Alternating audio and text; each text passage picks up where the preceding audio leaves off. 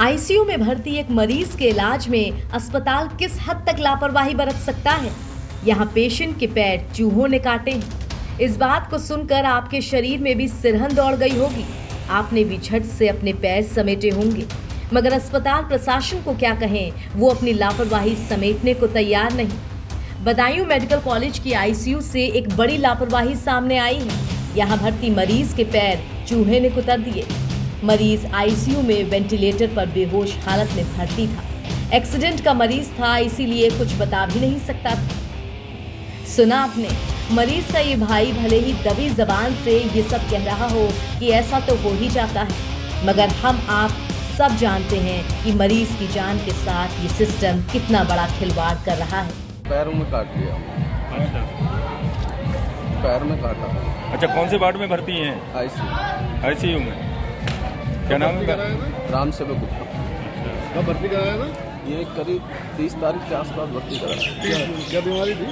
Accident हुआ, वो sir की चोट है, अच्छा, बेहोशी में। आपने शिकायत करी इसकी अभी? नहीं, शिकायत हमने करी तो नर्सों ने देखा, पट्टी वगैरह बांध दी थी। बड़ी लापरवाही नहीं है ये? आपको लापरवाही नहीं दिख रही है? सर ये लापरवाही क्या है, तो पूरी हॉस्पिटल में ही है। अच्छा, फिलहाल मेडिकल कॉलेज के प्राचार्य ने जांच बैठाने की बात कही है और दोषियों को सजा देने की बात भी कह रहे हैं। 3-4 दिन पुराना मामला है और जब ये बताया गया कि किसी चूहे ने किसी मरीज के पैर पर काटा है।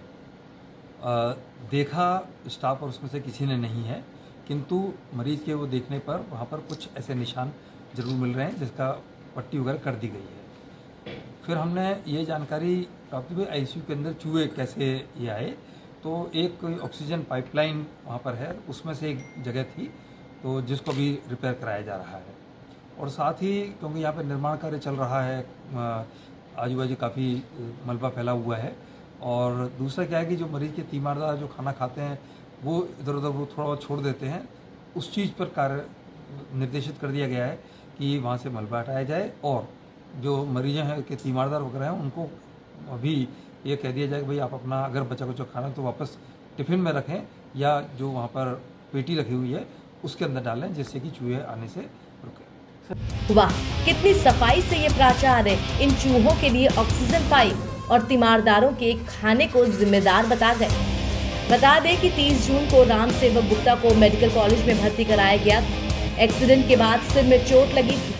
गंभीर चोट होने के कारण वेंटिलेटर पर थे मेडिकल कॉलेज में। इलाज के दौरान राम सेवक को 3 से 4 दिन पहले चूहों ने पैर में कुतर दिया और मेडिकल कॉलेज के स्टाफ ने इस बात को छिपाते हुए मरीज की मरहम पट्टी कर दी। जब ये मामला मीडिया में सामने आया तो मेडिकल कॉलेज में हड़कंप मच गया।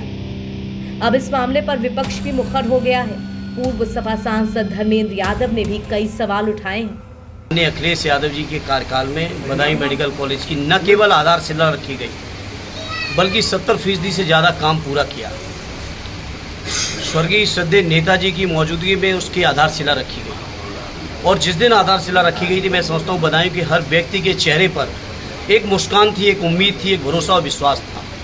लेकिन इस तरह की घटना कि आईसीयू में वेंटिलेटर पर जब पेशेंट है जो स्वयं मशीनों के ऊपर उसका जीवन निर्भर हो, ऐसे समय में उसके चूहे कतर रहे हों उसके पैरों को, इतनी लापरवाही बदायूं मेडिकल कॉलेज में भी कभी हो सकती कल्पना से परे थी। ये घटना सुन के इतना अफसोस हो रहा है और मैं समझता हूँ मेरे साथ साथ बदायूं के हर उस नागरिक को या आसपास के जिलों के वो नागरिक जिनको बदायूं मेडिकल कॉलेज के बनने से एक नई उम्मीद जगी थी, सभी लोग निराश हैं क्योंकि सरकार के पास दूसरा कोई काम नहीं है, केवल धार्मिक नफरत फैलाने का काम है, व्यवस्थाएं सुधारने का काम नहीं।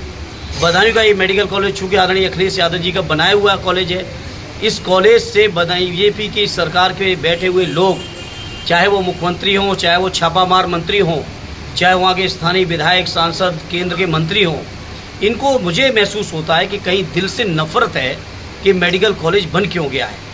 और मैं समझता हूँ बदायूं के लोग इन तमाम चीज़ों को देख रहे हैं, प्रदेश के लोग देख रहे हैं। आज आए छापामार मंत्री जो उत्तर प्रदेश शासन में उप मुख्यमंत्री भी हैं और मारें आगे छापा बदायूं मेडिकल कॉलेज, लेकिन केवल छापा ही ना मारें, सख्त से सख्त कार्रवाई भी करें, उसके लिए बजट भी लाएं। क्योंकि मैंने बात की जब वहाँ के कर्मचारी अधिकारियों से तो मुझे पता चला कि प्रदेश की सरकार बजट नहीं दे रही है। ये दुर्दशा की उम्मीद के साथ कभी मेडिकल कॉलेज की स्थापना का प्रयास हमने नहीं किया था। हमने इस भरोसे और उम्मीद के साथ प्रयास किया था। श्रद्धेय नेताजी ने उसकी आधारशिला रखी थी, माननीय अखिलेश यादव जी। खैर, विपक्ष का तो काम ही है सरकार की कमियों को उजागर करना, मगर सरकार का भी काम है उन कमियों को दुरुस्त करना। बस कोशिश इस बात की कि पक्ष विपक्ष के इस झगड़े में आम जनता के पैर चूहे न कुतरे।